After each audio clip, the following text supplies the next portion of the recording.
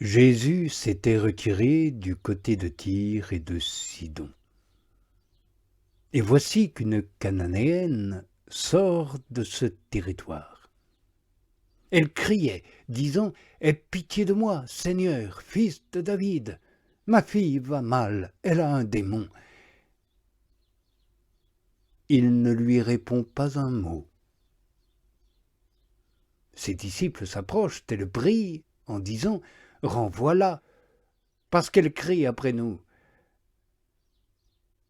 Il répond et dit « Je n'ai été envoyé qu'aux brebis perdues de la maison d'Israël. » Mais elle vient et se prosterne devant lui en disant « Seigneur, secours-moi. » Il répond et dit « Il n'est pas beau de prendre le pain des enfants et de le jeter aux chiots. » Elle dit « Oui, Seigneur. »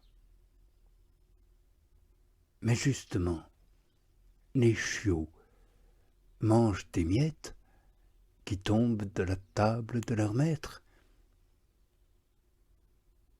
Alors Jésus répond et lui dit « Ô femme, grande est ta foi, qu'il t'advienne comme tu veux. » Et sa fille est rétablie dès cette heure-là. Partant de là, Jésus vient au bord de la mer de Galilée. Il monte sur la montagne, et là, il s'assied. Des foules nombreuses s'approchent de lui, ayant avec elles boiteux, aveugles, estropiés, muets, et beaucoup d'autres. On les jette à ses pieds, et il les guérit. Si bien que les foules sont saisies d'étonnement en voyant des muets parler, des estropiés rétablis, des boiteux marcher et des aveugles regarder. Et ils glorifient le Dieu d'Israël.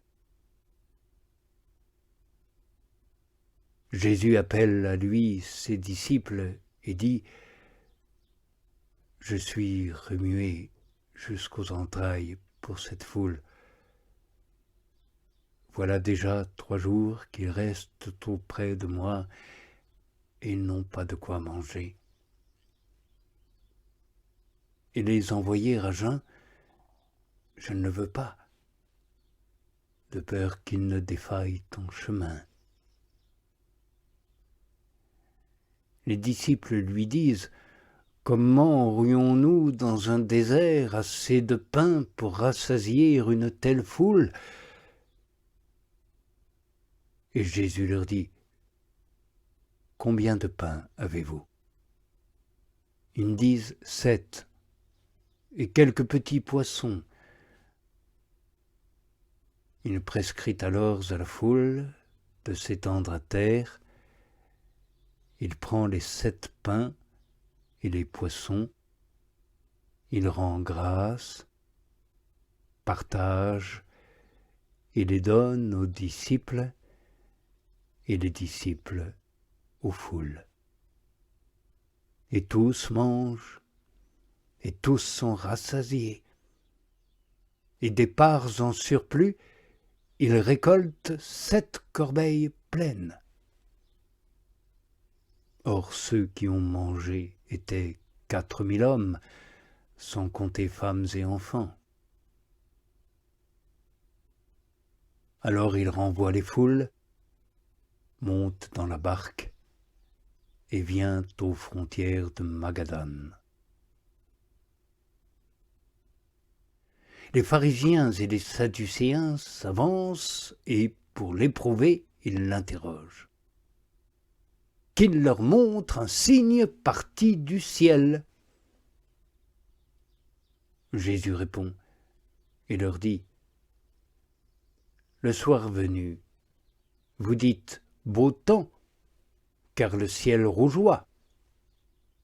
Et le matin, aujourd'hui tempête, car le ciel rouge s'assombrit.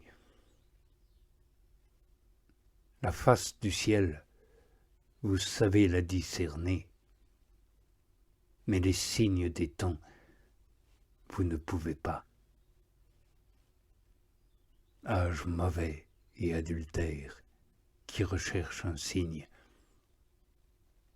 De signe, il ne lui en sera pas donné, sinon le signe de Jonas. Il les quitte et s'en va.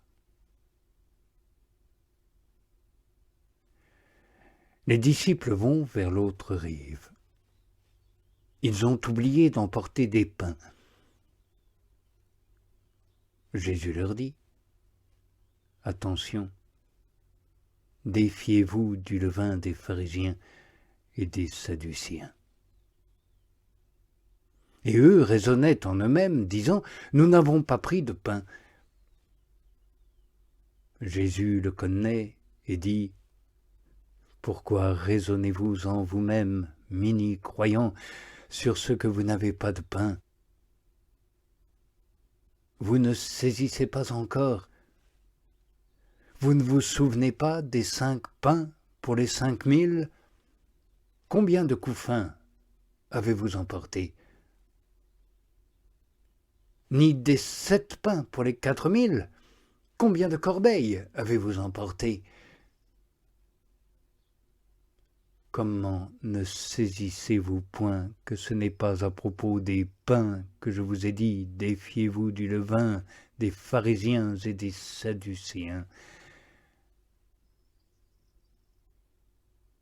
Alors ils comprennent qu'il n'avait pas dit de se méfier du levain des pains, mais de l'enseignement des pharisiens et des sadducéens.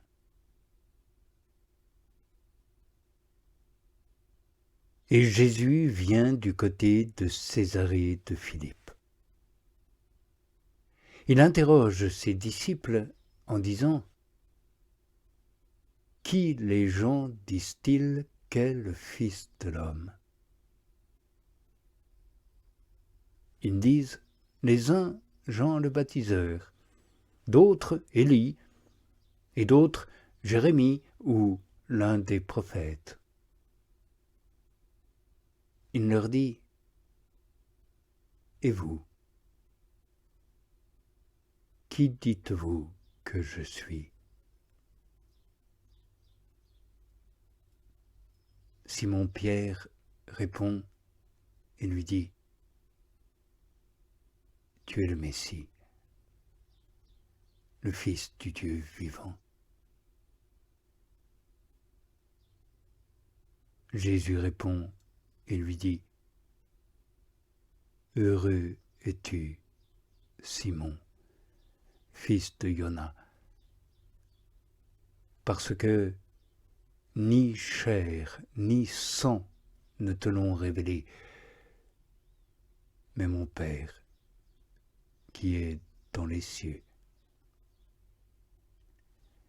Et moi, je te le dis, tu es Képhas, et sur ce roc, je bâtirai mon église. Et les portes de l'Hadès ne l'emporteront pas sur elle. Je te donnerai les clés du royaume des cieux. Ce que tu lieras sur la terre se trouvera lié dans les cieux. Ce que tu délieras sur la terre se trouvera délié dans les cieux. Alors il recommande aux disciples qu'à personne ils ne disent qu'il est le Messie. Dès lors, Jésus commence à montrer à ses disciples qu'il doit s'en aller à Jérusalem et beaucoup souffrir des anciens, des grands prêtres et des scribes, et être tué, et le 3e jour se réveiller.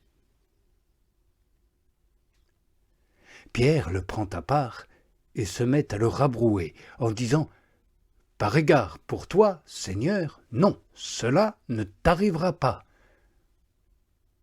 Mais lui se retourne et dit à Pierre « Va-t'en derrière moi, Satan. Tu mets une occasion de chute. Tes pensées ne sont pas celles de Dieu, mais celles des hommes. »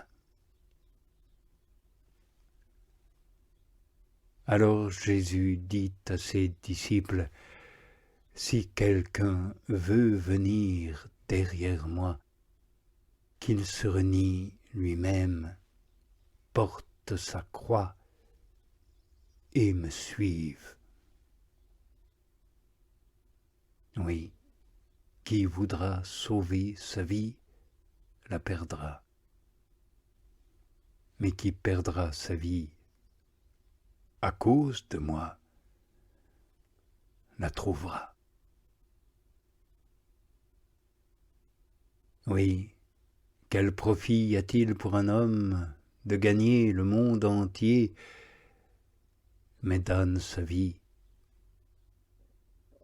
Ou bien que donnera un homme en échange de sa vie? Car le Fils de l'homme va venir dans la gloire de son Père avec ses anges, et alors il rendra à chacun selon sa conduite.